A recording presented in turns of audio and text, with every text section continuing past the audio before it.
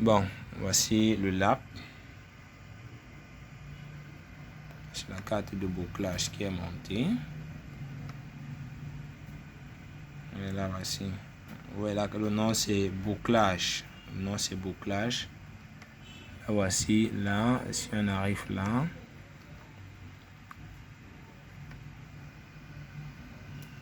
Voici ça, bouclage. Ouais, là, voici. Et actuellement, mon switch et mon... Là, je l'ai partagé. Voilà, là, voilà, je l'ai partagé. Actuellement, ici, là, j'ai accès à Internet via mon Wi-Fi. Ouais, n'est-ce pas? C'est pour ça que je la partage. Des fois, elle va prendre l'adresse IP. Une fois qu'on l'a partagé, la 137.1. C'est bon à ce niveau.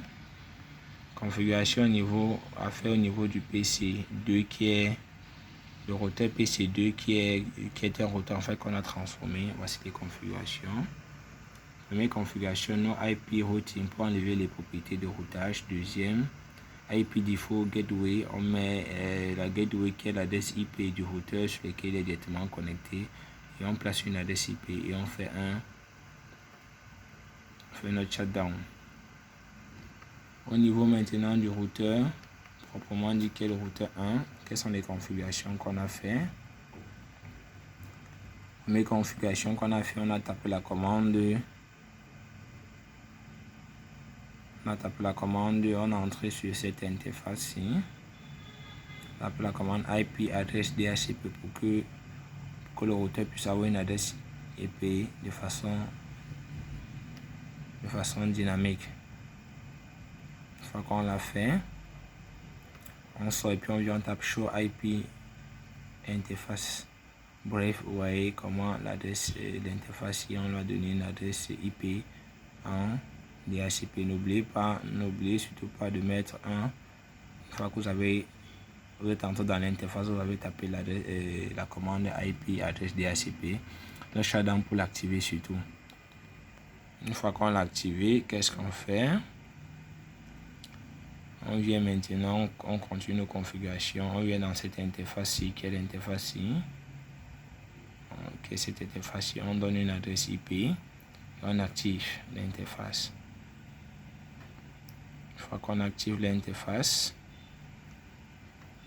qu'est-ce qu'on fait? On trace une route. On dit pour accéder, pour sortir de notre réseau, passe par la gateway. On vient dans l'interface, on le place en outside, on sort. On vient dans cette adresse IP ici, dans cette interface, on le place à inside, on sort. On crée une access list 1, qui est l'access list permit.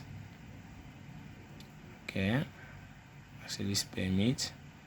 Et toutes ces commandes ici mènent à cette commande ici, ipnad inside source 1, face éternelle 00 overload. À ce niveau-ci, si vous faites le ping, comment si vous faites le ping,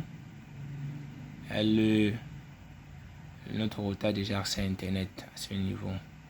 Bon, pour ceux qui veulent compléter, vous pouvez compléter avec cette commande-ci, face Ethernet 2, access list 1, group in. On peut dire quoi? Que l'access list sort en fait de ceci. Mais cette commande-ci est jamais utilisée quand on précise l'adresse IP. Mais comme ici on n'a pas précisé et puis on a précisé access list, on a dit any. Quand j'ai dit any, cette commande-ci n'a pas trop sa place. Et si on avait dit access list et qu'on avait précisé un réseau et que le réseau venait et que le réseau était le réseau qui était celui-ci, il était préférable de le placer. Mais ici, elle n'a pas trop sa place puisqu'on a dit any. Là maintenant, à ce niveau, quand on arrive, on fait le ping. Vous voyez effectivement comment est-ce que le ping passe. Ouais, je vais faire un ping une dernière fois. Vous voyez comment le ping passe à ce niveau. On a déjà Internet au niveau de notre routeur. Si on vient au niveau de notre PC, ok, si on vient au niveau de notre PC, on va faire un ping. Effectivement, comment ça passe. Voilà la architecture de base.